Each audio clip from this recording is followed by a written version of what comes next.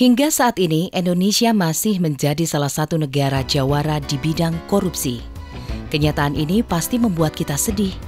Bagaimana mungkin sebuah negara dengan komunitas Muslim terbesar di dunia malah menjadi salah satu negara paling korup? Masalah korupsi ini berimbas pada nilai sumber daya yang kita miliki. Human Development Index kita sangat rendah. Kita berada di peringkat ke-111. Bandingkan dengan Filipina yang menduduki peringkat 83 dan Singapura peringkat 25. Dari indeks ini, kita bisa melihat betapa rendahnya nilai tawar sumber daya manusia Indonesia dalam bursa tenaga kerja. Indeks ini bisa menggambarkan sejauh mana seorang bisa dihargai dalam dunia kerja. Misalnya, seorang dokter dari Singapura akan dibayar puluhan kali lebih mahal daripada dokter Indonesia. Karena SDM Singapura menempati peringkat 25, sedangkan SDM kita berada di peringkat 111. Apa yang menyebabkan SDM kita begitu rendah kualitasnya? Salah satu faktornya adalah reading achievement kita yang rendah. Budaya baca kita, minat baca kita, kemampuan memahami bacaan kita yang sangat rendah. Lihatlah tabel ini. Point reading achievement kita hanya 5,7. Sedangkan Thailand 65,1. Artinya, Thailand memiliki reading achievement lebih dari 10 kali lipat dari yang kita miliki.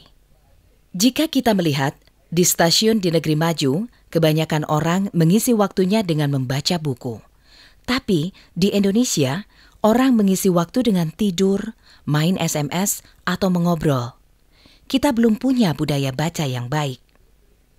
Dari 3 tabel ini, kita bisa menemukan korelasi antara keterpurukan moral bangsa melalui indeks korupsi dengan kualitas SDM serta dengan rendahnya minat baca. Kalau kita perhatikan, semua negara maju pasti memiliki budaya baca yang tinggi. Budaya baca selalu paralel dengan kemajuan suatu bangsa. Lalu, apa yang bisa kita lakukan? Kita tidak usah teriak-teriak tentang memperbaiki bangsa. Kita cukup memulai dengan memperbaiki rumah kita. Sudah sejauh mana kita menumbuhkan minat baca di rumah kita? Zaman dulu, rumah kita berfungsi sebagai selain tempat tinggal, juga tempat belajar. Orang tua kita mengajarkan agama, dasar nilai moral, sehingga rumah menjadi sekolah pertama bagi anak-anak. Siang hari, anak-anak belajar formal di sekolah mempelajari ilmu-ilmu umum. Malam hari, anak-anak belajar mengaji di masjid. Rumah, sekolah, masjid menjalankan fungsinya dengan baik. Tapi keadaan sekarang berubah. Banyak rumah yang menjadi hanya tempat menonton. Orang tua terlalu sibuk dan tak ada waktu untuk mengajar putra-putrinya.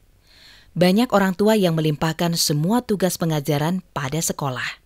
Sekolah pun banyak yang menyediakan layanan all-in-one, sehingga orang tua sudah merasa cukup dengan menyekolahkan anak ke sekolah terpadu.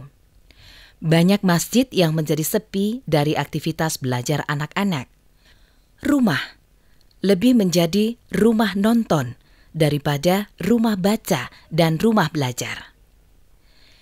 Jika kita bicara tentang menonton dan membaca, ada perbedaan yang sangat mencolok dari 2 aktivitas ini.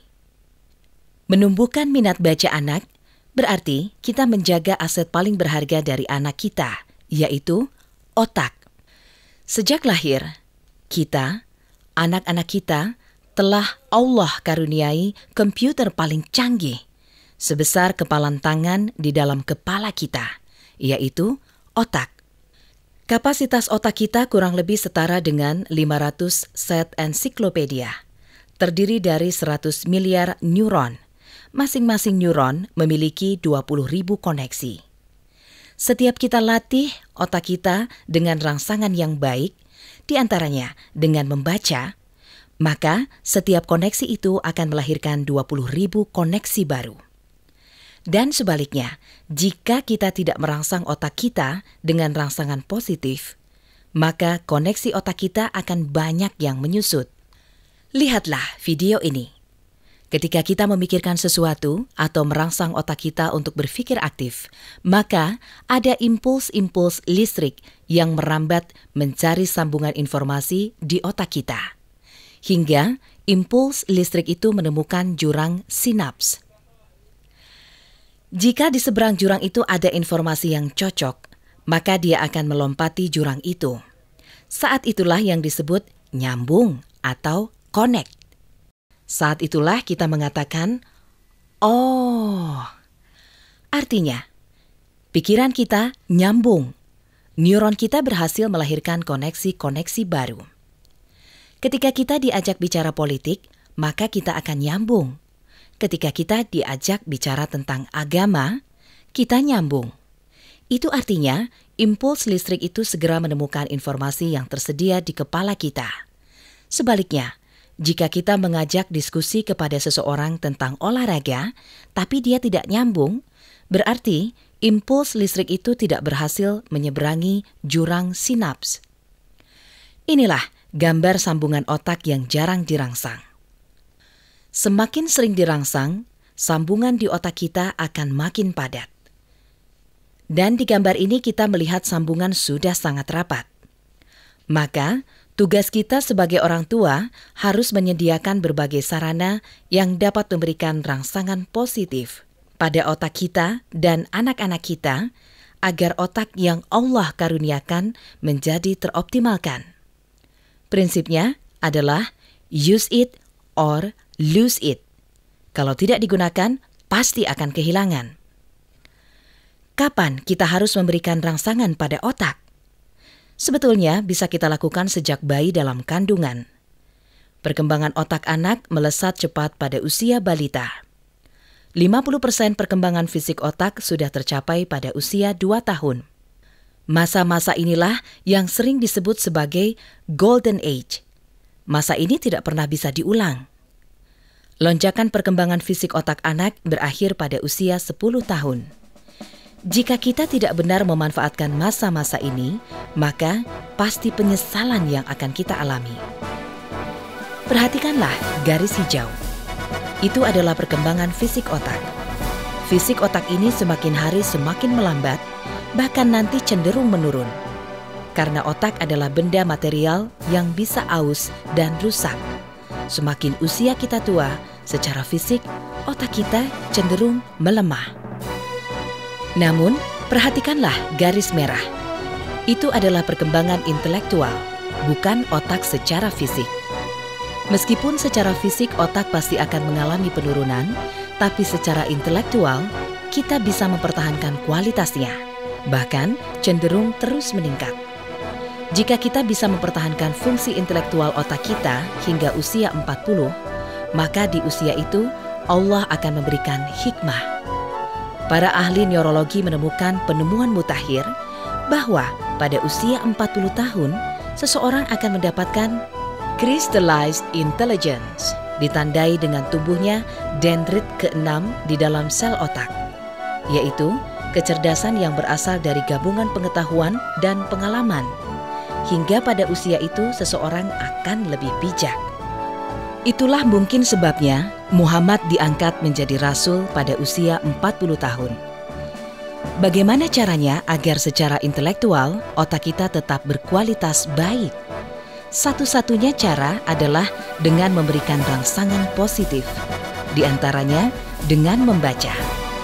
Mungkin kita bisa melihat contoh kiai-kiai sepuh yang hingga usia tua masih tetap terlihat segar, karena mereka terbiasa membaca, baik membaca Quran, kitab kuning, selain memiliki pola hidup yang alami.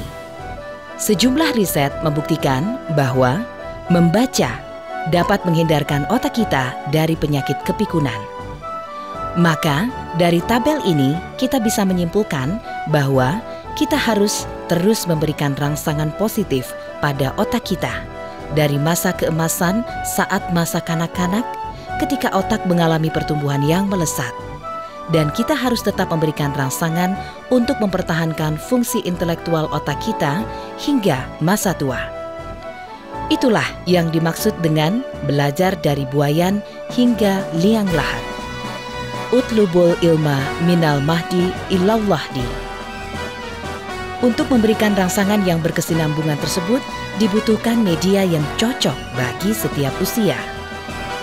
Program Lifelong Learning yang diusung oleh Pelangi Mizan dan MDS menyiapkan berbagai media berkualitas untuk semua keluarga sesuai dengan usia masing-masing.